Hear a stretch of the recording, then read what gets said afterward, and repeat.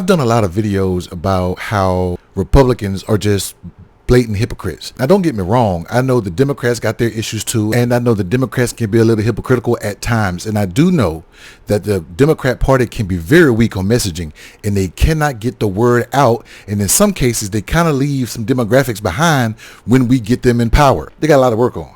But Republicans are so blatantly hypocritical, and it's right in your face. They will talk about Christian values and how a family is one man and one woman, but yet they will support a man that has 3 baby mamas and 5 children and cheated on every one of his wives with the next one, and cheated on the last one with a porn star and a Playboy model, allegedly. And when you try to call them out on it, they say, well, everybody can be forgiven, which is true.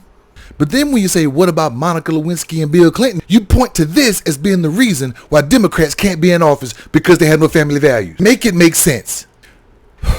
I say all that to say this. J.D. Vance and the Republican Party and Maga has gone out and talked about homosexuality and LGBTQIA+ and drag queens and reading time with drag queens, and how that's not permitted in America, and how it shouldn't be in the military, and how it shouldn't be here and shouldn't be there. And this happens.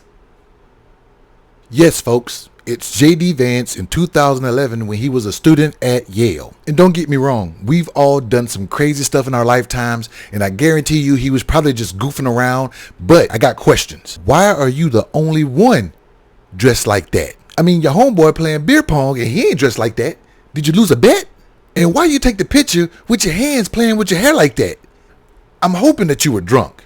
Of age, but drunk. And there's also that time in your book where you said you was about 8 or 9 and you tried to convince yourself that you were gay. I get the questions. I get that.